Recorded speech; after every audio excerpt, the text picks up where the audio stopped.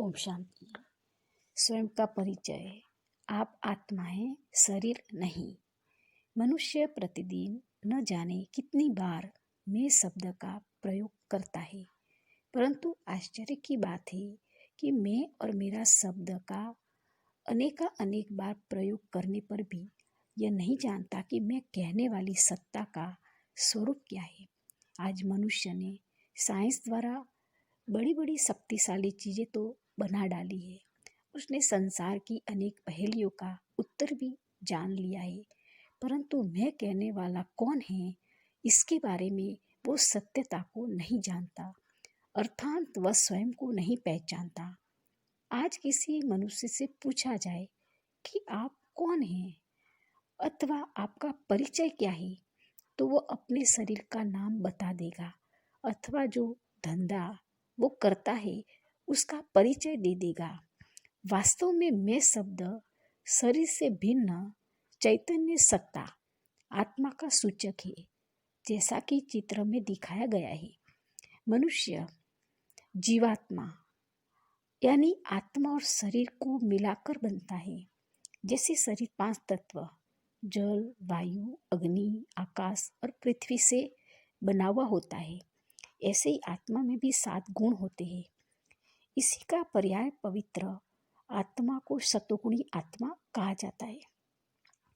ये 7 गुण पवित्रता, शांति, आनंद, प्रेम, शक्ति, सुख और ज्ञान है। आत्मा मन, बुद्धि और संस्कारमय होती है। आत्मा में ही विचार करने और निर्णय करने की शक्ति होती है तथा वो जैसा कर्म करती है उसी के अनुसार उसके संस्कार बनते हैं।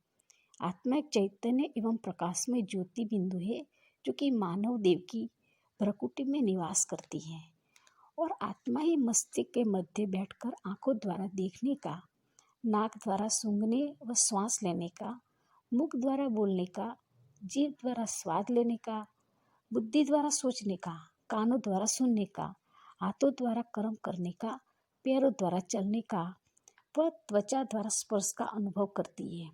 जैसे रात्रि को आकाश में जगमगाता हुआ तारा एक बिंदु सा दिखाई देगा, वैसे ही दिव्य बुद्धि द्वारा आत्मा भी एक तारे की तरह ही तो दिखाई देती है। इसलिए एक प्रसिद्ध पद में कहा गया है, भ्रकुटी में चमकता है अजब सितारा, गरीबानु साहिबा लगता है प्यारा। आत्मा का वास भ्रकुटी में होने के कारण ही तो मनुष्य गहरे से सोचते समय यही हाथ लगाता है। आत्मा का यहाँ वास होने के कारण ही तो भक्त लोगों में यहाँ ही बिंदी अथवा तिलक लगाने की प्रथा है। यहाँ आत्मा का संबंध मस्तिष्क से जुड़ा है और मस्तिष्क का संबंध सारे शरीर में फैले ज्ञान तंतुओं से है। आत्मा में पहले संकल्प उठता है और फिर मस्तिष्क तथा तंतु द्वारा व्यक्त होता है। अतः मन और बुद्धि आत्मा से अलग नहीं है, परंतु आज आत्मा स्वयं को भूलकर अभिमान के कारण स्वयं को शरीर रूप में मान बैठी है। यही तो दुख का कारण है। उपरोक्त रहस्य को मोटर एवं ड्राइवर के उदाहरण द्वारा भी तो स्पष्ट किया गया है।